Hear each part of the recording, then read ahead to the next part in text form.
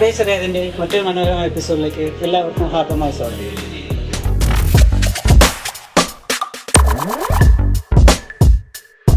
ഇന്ന് നമ്മളോടൊപ്പമുള്ള ഗസ്റ്റ് പ്രവാസി മലയാളി സമൂഹത്തിന് അഭിമാനമായ നമ്മുടെ സ്വന്തം നൗഷാദ് കിളിമാനൂരാണ്.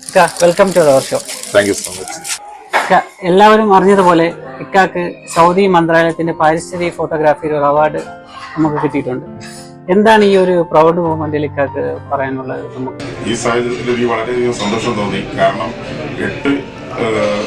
8 വിജയികളിൽ ഒരാളാവാൻ കഴിഞ്ഞു എന്നുള്ളതിന് വളരെ ചരിതാർത്ഥ്യമുണ്ട്. അതോടൊപ്പം ഒരേ ഒരു വിദേശി എന്ന് പറയുന്നത് ഞാൻ മാത്രമാണ് ഉണ്ടായിരുന്നത്. മറ്റുള്ളവരെല്ലാം സ്വദേശി പൗരന്മാരായിരുന്നു. അതുകൊണ്ട് തന്നെ വളരെ സന്തോഷം തോന്നി. അതോടൊപ്പം നമ്മുടെ ഈ എഫർട്ടിനുള്ള ഒരു അംഗീകാരമായിട്ട് എനിക്കത് തോന്നുകയും ചെയ്തു. തരുന്ന ഈ സ്നേഹം, പിന്നെ സുഹൃത്തുക്കൾ തരുന്ന പ്രോത്സാഹനം, ഇതൊക്കെ വളരെ സന്തോഷം നൽകുന്നതാണ്. വളരെയധികം സന്തോഷമുണ്ട്. ഇക്കായെ പറ്റി നമ്മുടെ റിയ സമൂഹത്തിന് ഏകദേശം എല്ലാവർക്കും അറിയാൻ പറ്റും. എങ്കിലും നമ്മുടെ പ്രേക്ഷകർക്ക്, നമ്മുടെ പ്രവാസി സമൂഹത്തിനും വേണ്ടി ഇക്കായ ഒരു സെൽഫ് ഇൻട്രൊഡക്ഷൻ, നാട്ടിലെവിടെയാണ്, അതിനെപ്പറ്റി ഒന്ന് പറയും നമുക്ക്. തീർച്ചയായും. തിരുവനന്തപുരം ജില്ലയിൽ കിളിമാനൂരാണ് എന്റെ സ്വദേശം. 29 വർഷമായിട്ട് ഇവിടെ സൗദി അറേബ്യയിൽ ജോലി ചെയ്യുന്നുണ്ട്. ആദ്യകാലത്ത് ഞാനൊരു സ്റ്റാർ പ്രിന്റിംഗ് കമ്പനി എന്ന് പറയുന്ന ഒരു പ്രസ്സിൽ സെയിൽസ് എക്സിക്യൂട്ടീവ് ആയിട്ടാണ് വർക്ക് ചെയ്തിരുന്നത്. പിന്നീടാണ് അന്നും ഈ ഫോട്ടോഗ്രാഫിയോട് വലിയ താല്പര്യം ഉണ്ടായിരുന്നു. പിന്നീടാണ് ഫോട്ടോഗ്രാഫി പ്രൊഫഷനായിട്ട് സ്വീകരിച്ചുകൊണ്ട് ഏകദേശം 10 വർഷത്തോളമായി ഇവിടെ ഈവന്റ് മേഖലകളിൽ വർക്ക് ചെയ്യുന്നുണ്ട്. ഇക്ക നമുക്ക് എടുത്ത ആ ഒരു ഫോട്ടോ ഉണ്ടല്ലോ, അത് ഏത് സാഹചര്യമാണ് ആ ഫോട്ടോ എടുക്കാൻ ഉണ്ടായ ഒരു സാഹചര്യം നമുക്ക് വേണ്ടി ഒന്ന് വിവരിക്കുമോ? തീർച്ചയായിട്ടും.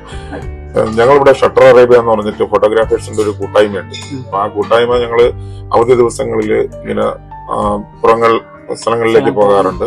അപ്പൊ വൈൽഡ് ലൈഫിന് വേണ്ടിയിട്ട് പലപ്പോഴും യാത്രകൾ ഇങ്ങനെ മരുഭൂമികളിൽ കൂടി യാത്ര ചെയ്യാറുണ്ട്. ഇത് പലപ്പോഴും നമ്മൾ ഇത് ഒറ്റ ദിവസം കൊണ്ട് എടുക്കുന്ന ഫോട്ടോയല്ല. ഇത്തരം മൃഗങ്ങളോ കിളികളോ എവിടെയെങ്കിലും ഉണ്ട്, പക്ഷികളും ഉണ്ടെന്ന് നമ്മൾ സ്പോട്ട് ചെയ്തതിനു ശേഷം, സാധാരണ നമ്മുടെ ഈ മരുഭൂമി ഏരിയയില് എന്തുമാത്രം ഇതുമാതിരിയുള്ള മൃഗങ്ങളാണ് കാണുന്നത്? അല്ല, അവിടെ പല ടൈപ്പിനുള്ള കാര്യങ്ങളുണ്ട്. ചിലപ്പോൾ നമുക്ക് ഹാർംഫുൾ ആയിട്ടുള്ള കാര്യങ്ങൾ തന്നെയുണ്ട്. കാര്യം പാമ്പുകൾ, തേളുകൾ, കറുത്ത ഉറുമ്പുകൾ, ഇത്തരം കാര്യങ്ങളൊക്കെ ഉണ്ട്. പുറലോകം കാണാത്ത മൃഗങ്ങൾ ഉണ്ടെന്നാണ് എന്റെ ചോദ്യം. തീർച്ചയായിട്ടും ഒരുപാട് കാര്യങ്ങളുണ്ട്. എനിക്ക് നിരവധി, ഞാൻ ഏകദേശം 150-ലധികം പക്ഷികളെയും മറ്റു മൃഗങ്ങളെയും ഒക്കെ പകർത്തിയിട്ടുണ്ട്. അതിൽ മൂങ്ങ പോലുള്ള കിളികളുണ്ട്. ഒരുപാട് പക്ഷി മൃഗങ്ങളൊക്കെ മരുഭൂമിയുടെ ഉള്ളറകളിലുണ്ട്. അവിടെ മൂങ്ങ പോലുള്ള പക്ഷികൾ അവിടെയുണ്ട്. അത്തരം അതിനെയൊക്കെ വീഡിയോയിൽ പകർത്താനും ഫോട്ടോഗ്രാഫി ചെയ്യാനും എനിക്ക് സാധിച്ചിട്ടുണ്ട്. ഈ അവാർഡ് കിട്ടിയ ചിത്രം എന്ന് പറയുന്നത് അറേബ്യൻ ചുവന്ന കുറുക്കൻ എന്നറിയപ്പെടുന്ന റെഡ് ഫോക്സ് ആണ്. അപ്പൊ ഇതിനെ ഞങ്ങൾ ഒരിടത്ത് സ്പോട്ട് ചെയ്യുകയും പിന്നെ ഏകദേശം ഒരു 4 ആഴ്ചകളോളം അവിടെ ഇതിനു വേണ്ടിയിട്ട് നമ്മൾ പരിശ്രമിക്കുകയും ചെയ്ത ശേഷമാണ് ഇത്തരം ഒരു ഷോട്ട് എനിക്ക് കിട്ടിയിട്ടുള്ളത്. അതാണ് ഞാൻ അവാർഡിനായി കൊടുത്തിരുന്നതും. അവാർഡിന് ഒറ്റ ചിത്രം മാത്രമേ സമർപ്പിച്ചിരുന്നുള്ളൂ. അത് തന്നെ അംഗീകരിക്കപ്പെട്ടു. ചില ഫോട്ടോസും വീഡിയോസും നമ്മൾ എടുക്കുമ്പോൾ നമുക്ക് കണ്ണുകൊണ്ട് ചിലപ്പോൾ നമ്മൾ പെട്ടെന്ന് നമുക്ക് ക്യാപ്ചർ ചെയ്യാൻ പറ്റത്തില്ല. അത് നമ്മുടെ ക്യാമറയുടെ ലെൻസ് കൊണ്ട് നമുക്ക് ചിലപ്പം പെട്ടെന്ന് നമുക്കൊരു കിട്ടാൻ വഴിയുണ്ട്. അങ്ങനെ എന്തെങ്കിലും ഒരു അനുഭവം കിട്ടിയിട്ടുണ്ട്? നിരവധി മുഹൂർത്തങ്ങളുണ്ട്. പലപ്പോഴും നമ്മൾ നഗ്ന നേത്രങ്ങൾ കൊണ്ട് കാണുന്ന, അല്ലെങ്കിൽ നമ്മുടെ സാധാരണ കണ്ണുകൾ കൊണ്ട് കാണുന്ന ഒരു കാഴ്ചയല്ല നമ്മൾ ക്യാമറകൾ കൂടി കാണുന്നത്. ക്യാമറയുടെ ഫ്രെയിമിന് ഒരു പ്രത്യേക ഭംഗി കാണും. അത്തരത്തിൽ ചിലപ്പോൾ മരുഭൂമിയുടെ വന്യതയൊക്കെ നമ്മൾ പകർത്തുന്ന സമയങ്ങളിൽ വളരെ മനോഹരമായ ചിത്രങ്ങൾ ഞാൻ പകർത്തിയിട്ടുണ്ടോ, മരുഭൂമിയുടെ വന്യത തന്നെ. അത്തരത്തിലുള്ള നിരവധി ചിത്രങ്ങൾ പകർത്താൻ, പ്രത്യേകിച്ച് ചില മൃഗങ്ങളുടെയൊക്കെ തന്നെ ഈ അവാർഡ് കിട്ടിയ ചിത്രം പോലും എന്നിലേക്ക് നോക്കുന്ന രീതിയിലാണ് ഞാൻ ആ കുറുക്കിനെ പകർത്തിയിട്ടുള്ളത്. അപ്പൊ അതിന് നമ്മളൊരു റിസ്ക് എടുത്തിട്ട് ഒരുപാട് ദിവസങ്ങൾ അതിനുവേണ്ടി സ്പെൻഡ് ചെയ്ത് ക്യാമറയിലേക്ക് നോക്കുന്ന രീതിയിലാണ് ആ ചിത്രം. അതുകൊണ്ടാണ് അത് അംഗീകരിക്കപ്പെട്ടത്. ഇപ്പൊ നമ്മുടെ ഈ പഴയ കാലത്തുള്ള ഫോട്ടോഗ്രാഫി അല്ല ഇപ്പൊ പുതിയ രീതിയിൽ വന്നത്. ഇപ്പൊ ടെക്നോളജിയിൽ ഒരുപാട് മാറ്റങ്ങൾ വന്നിട്ടുണ്ട്. ഫോട്ടോഗ്രാഫിയിൽ എന്താണ് ഒരു മാറ്റം നമുക്ക് ഇപ്പൊ പുതിയ ടെക്നോളജി വെച്ച് നമുക്ക് ചെയ്യാൻ പറ്റുന്നതെന്ന് പറയാം? ഫോട്ടോഗ്രാഫിയിൽ എന്ന് പറഞ്ഞു കഴിഞ്ഞാല് ആദ്യകാലങ്ങളിൽ ഫിലിമുകളിലാണ് നമ്മൾ ഇത് ചിത്രം പകർത്തിക്കൊണ്ടിരുന്നത്. അന്ന് നമുക്ക് യഥാസമയങ്ങളിൽ നമുക്ക് ഫോട്ടോ കാണാൻ കഴിയില്ല. പിന്നീട് ഇത് സ്റ്റുഡിയോയിൽ പോയി എക്സ്പോഷർ ഇതൊക്കെ വന്ന സമയത്തെ കാണാൻ പറ്റുള്ളൂ. ഇന്ന് നമുക്കെന്ന് പറഞ്ഞാൽ അപ്പൊ തന്നെ നമുക്ക് അറിയാൻ പറ്റും. ഡിജിറ്റൽ ക്യാമറകളാണ്. അതോടൊപ്പം തന്നെ നമുക്ക് നമ്മുടെ കളർ കറക്ഷൻ ആയിരുന്നാലും ഒക്കെ നമുക്ക് അതിന്റെ ലൈറ്റിംഗ് കാര്യങ്ങളെല്ലാം നമുക്ക് ആ സ്പോട്ടിൽ കണ്ട് നമുക്ക് മനസ്സിലാക്കാൻ പറ്റും. അത്തരത്തിലുള്ള ടെക്നോളജി വളർന്നു. പിന്നെ ഇപ്പൊ AI സംവിധാനങ്ങൾ കൂടി വന്നു തുടങ്ങി.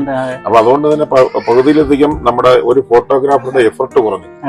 ഇപ്പൊ ആർക്കും വളരെ എളുപ്പത്തിൽ ഫോട്ടോഗ്രാഫർ ആകാം എന്നുള്ള ഒരു ഇത് കൂടി ഉണ്ട്. അതുകൊണ്ട് ഈ മേഖലയായിട്ട് ഒരുപാട് പേര് ഇതിലേക്ക് കടന്നു വരുന്നുണ്ട്. പിന്നെ മാത്രമല്ല ഇതൊരു കലാപരമായ ഒരു മേഖല എന്നുള്ള ലെവലിൽ കലയെ പ്രോത്സാഹിപ്പിക്കുന്ന അല്ലെങ്കിൽ അത് ഇഷ്ടപ്പെടുന്ന ഒരുപാട് പേര് ഇപ്പൊ കടന്നു വരുന്നുണ്ട്. ഇതിലേക്ക് പുരുഷന്മാർ മാത്രമല്ല, ആദ്യകാലങ്ങളിൽ ഫോട്ടോഗ്രാഫി എന്ന് പറഞ്ഞു കഴിഞ്ഞാൽ പുരുഷന്മാർ സ്ത്രീകൾ കുറേ ഉണ്ടായിരുന്നു. പക്ഷെ ഇന്ന് സ്ത്രീകൾ കൂടി ഈ മേഖലയിലേക്ക് കടന്നു വരുന്നുണ്ട്. ഒരുപാട് സ്ത്രീ ഫോട്ടോഗ്രാഫർമാര് ഈ മേഖലയിൽ വർക്ക് ചെയ്യുന്നുണ്ട്. ഇപ്പൊ നമ്മളൊരു ഫോട്ടോ അല്ലെങ്കിൽ വീഡിയോ എടുക്കുമ്പോൾ അതിന്റെ ഒരു ബെസ്റ്റ് ടൈമിംഗ് ഉണ്ടല്ലോ, നമ്മൾ ഫോട്ടോ എടുക്കുന്നതിന് ബെസ്റ്റ് ടൈമിംഗ്, അത് ഏത് ടൈമിംഗ് ആണെന്ന് പറയുന്നത്? ഫോട്ടോഗ്രാഫിയുടെ ബെസ്റ്റ് ടൈമിംഗ് എന്ന് പറയുന്നത് ഒന്നുകിൽ ഗോൾഡൻ അവർ എന്ന് പറയുന്ന ഇപ്പം രാവിലെയുള്ള പ്രഭാതങ്ങളിലുള്ള സമയവും അല്ലെങ്കിൽ ഈവനിങ്ങിലുള്ള സമയമാണ് നമുക്ക് ഏറ്റവും ബെസ്റ്റ് ഫോട്ടോഗ്രാഫ്സ് കിട്ടുന്നത്. പിന്നെ മാത്രമല്ല ഇത്തരം പക്ഷികളും മൃഗങ്ങളെയൊക്കെ നമുക്ക് ഫോട്ടോഗ്രാഫി ചെയ്യാൻ പറ്റുന്നത് മിക്കവാറും ഏർലി മോർണിംഗ് ആയിരിക്കും, വളരെ രാവിലെ ആണ്. ഈ കുറുക്കൻ എന്നൊക്കെ പറഞ്ഞാൽ നിശാസഞ്ചാരികളാണ്. അവർ രാത്രികാലങ്ങളിൽ സഞ്ചരിക്കുകയും ഇര തേടുകയൊക്കെ ചെയ്യുന്ന ആൾക്കാരാണ്. അപ്പൊ സ്വാഭാവികമായിട്ട് അവരെയൊക്കെ നമ്മളൊരു 7 മണിയൊക്കെ കഴിഞ്ഞാൽ പിന്നെ നമുക്ക് ഇതിനെ പൊതുവെ പുറം ലോകത്ത് കാണാൻ കിട്ടത്തില്ല, അപൂർവമായിട്ടൊക്കെ കാണാറുണ്ട്. അപ്പോ ഇതുകൊണ്ട് തന്നെ നമ്മൾ ഇവിടുന്ന് വളരെ രാവിലെ യാത്ര പോകും. ഒരു 4 മണി 3:30 മണി സമയത്ത് ഇവിടുന്ന് പോവുകയും 5 മണിക്കുള്ളിൽ നമ്മൾ സ്പോട്ടിൽ ചെല്ലുകയും അതിനുശേഷം ഇവരുടെ വരവിന് വേണ്ടി കാത്തിരിക്കുന്ന ഒരു സമയം. അപ്പൊ അത്തരം രീതികളിൽ കാത്തിരുന്ന് അങ്ങനെ നമുക്ക് വൈൽഡ് ലൈഫ് നമുക്ക് അങ്ങനെ ചെയ്യാൻ പറ്റുള്ളൂ. വളരെ ക്ഷമയുള്ള ഒരു മേഖലയാണ് ഈ വൈൽഡ് ലൈഫ് എന്ന് പറയുന്നത്. മറ്റു ഫോട്ടോഗ്രാഫ്സ് ചെയ്യുന്നത് കണക്കല്ല. പിന്നെ നമ്മുടേതായ ഫോട്ടോഗ്രാഫ്സ് എടുക്കുന്നതുണ്ടെങ്കിൽ നമുക്ക് പോർട്രേറ്റ് എടുക്കാനായിരുന്നാലും ഈ പറഞ്ഞ കണക്ക് ഏർലി മോർണിംഗോ അല്ലെങ്കിൽ ഈവനിങ്ങോ ഒക്കെ എടുക്കുന്നതാണ് ഏറ്റവും നല്ല ഒരു കളർ ടോണിന് പറ്റുന്നത്. അതിനെ ഗോൾഡൻ അവർ എന്നാണ് സാധാരണ ഫോട്ടോഗ്രാഫിയിൽ വിളിക്കുന്നത്. ഞാൻ കേട്ടിട്ടുണ്ട് ഇപ്പൊ പല സാഹിത്യ മേഖലയിൽ ഒരുപാട് കാര്യങ്ങൾ ചെയ്യുന്നത് അതിനെ കുറിച്ച്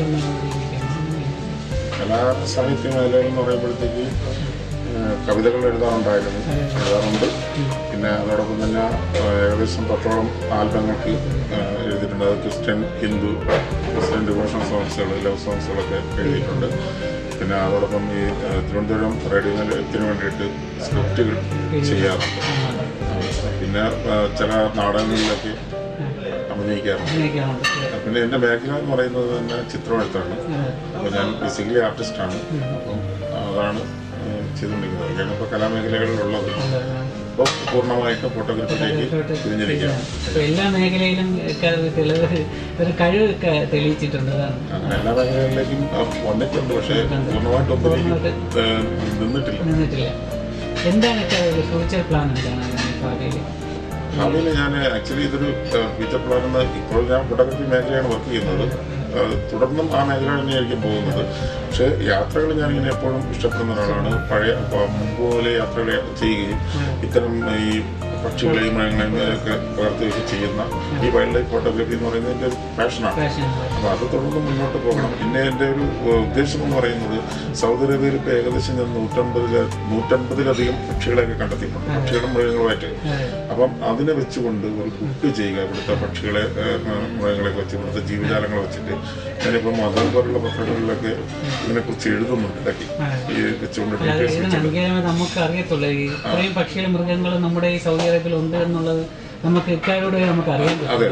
അപ്പൊ അത് അതിനെക്കുറിച്ച് ബുക്ക് ചെയ്യാന്നുള്ളതാണ് എൻ്റെ അടുത്തൊരു പ്ലാനായിട്ട് വരുന്നത്. അതാണ് ചിന്തിച്ചുകൊണ്ടിരിക്കുന്നത്. എന്താണ് നമ്മുടെ പുതിയൊരു തലമുറയ്ക്ക് ഫോട്ടോഗ്രാഫിയെ പറ്റി ഒരു സന്ദേശം നൽകാനുള്ള എന്താണ്? ഈ ഫോട്ടോഗ്രാഫി എന്ന് പറയുന്നത് തന്നെ നമുക്കൊരു കലാപരമായ ഒരു കഴിവാണ്. അപ്പം ഈ ഫോട്ടോഗ്രാഫിയിലേക്ക് തിരിഞ്ഞു കഴിയുന്നവർക്ക് നമുക്ക് കൂടി ചിന്തിക്കാനും ഓരോ ഫ്രെയിമുകൾ കാൽക്കുലേറ്റ് ചെയ്യാനൊക്കെ വരുമ്പോഴത്തേക്കും നമ്മുടെ ആ കലയെ വളർത്താനും പരിപോഷിപ്പിക്കാനും അതുപോലെ തന്നെ നമുക്ക് ഇതിൻ്റെ ഒരു റിസൾട്ട് കാണുമ്പോൾ നമുക്കൊരു സന്തോഷവും ഒക്കെ തരുന്നതാണ്. അപ്പം പുതിയ തലമുറ ഇതിലേക്ക് വരികയാണെന്നുണ്ടെങ്കിൽ മറ്റ് ഈ ടെലിവിഷൻ ഇതിലൊന്നും പോകാതെ ഇത്തരം കാര്യങ്ങളിലേക്ക് നമ്മളൊന്ന് ബിസിയാവുകയാണെങ്കിൽ ഏറ്റവും നല്ലത് അതായിരിക്കും എന്നാണ് എനിക്ക് തോന്നുന്നത്. ഈ തിരക്കട്ട സമയത്തും നമുക്ക് വേണ്ടി കുറച്ച് സമയം നമുക്ക് വേണ്ടി തന്നതിന് വളരെ നന്ദി അറിയിക്കുന്നു. മാത്രമല്ല ഇനി ഭാവിയിൽ ഒരുപാട് ഉയരങ്ങൾ എത്തട്ടെ. ഈ റിയാദ് സമൂഹത്തിൻ്റെയും ടുഡേയ്സ് റിയാദിൻ്റെയും പ്രാർത്ഥന എപ്പോഴും കൂടെ ഉണ്ടാവും. വളരെ വളരെ താങ്ക് യു സോ മച്ച്.